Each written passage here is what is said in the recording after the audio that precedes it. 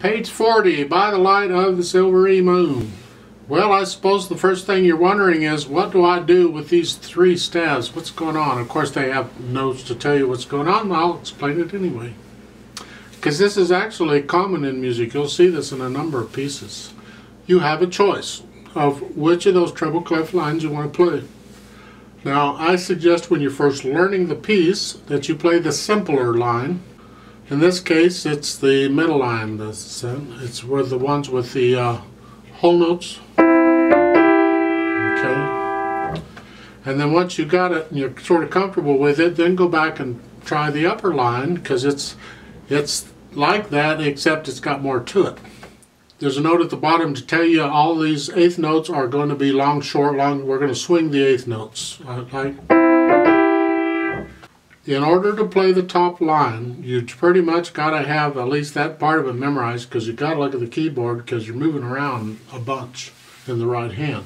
Because the first group of notes in that top treble clef line is that. The next note is an octave higher, and the next one is an octave above that, because it's got an 8 VA above it.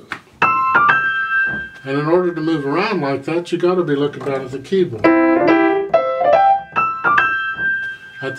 Because after you play that, you got to come back onto here. You get the option again at the top of page 41, but it's the same line. I mean, it's the same notes. It's the same thing. A note in the second line, page 40, second line, last measure. You see in the left hand, there's 3 asterisks there. That's not part of the music, okay? That's something the editors just put in there to bring your attention that there's a note at the bottom of the page where they want to explain it. And what they're explaining is very common. Normally you don't get a note. All you get is like the F and the G, they're the second beat of that measure. All you get that is that with a finger number, sometimes not a finger number, and you'll get the little square brace in front of it. That's telling you both of those notes are played with the same finger. Ain't that fun?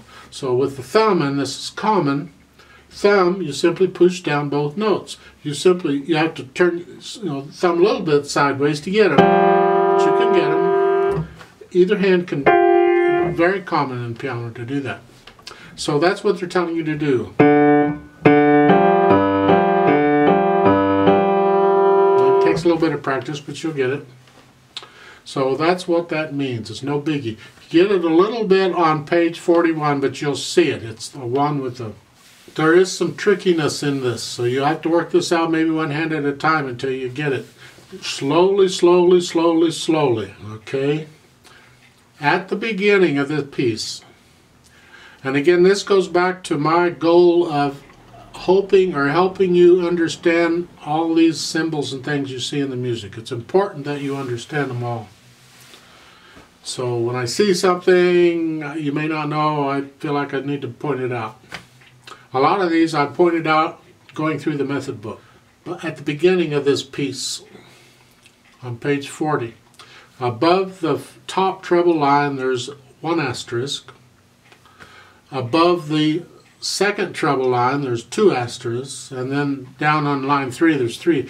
These are the editor's way of showing notes or footnotes to you, because at the bottom you get the 3 footnotes. There are 3 notes with 1, 2, and 3 asterisks, and that's all that means. Okay, that's not really part of the music. That's just something they've stuck in. Now when we play this, I'm going to go ahead and play the top line, and you can play the bottom treble clef line for a while. I mean, hopefully me playing the top line won't mess you up. I'm hoping. Remember to bring out the melody wherever it is. At the bottom of page 40 on those half notes, the second and third measures there. Melody's top note. That's what we want to hear. So you have to work on that so you can bring out the top note.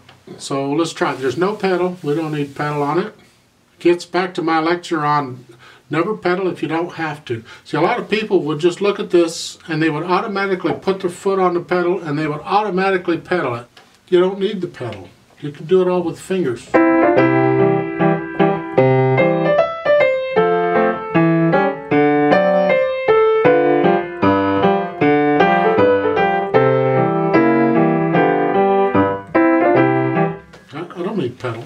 Let's go real slow. So 4/4 time, it has a pickup beat, so I'll give it 3 counts and then we'll come in. Right hand here, left hand. All right. 1, ready, and go. In.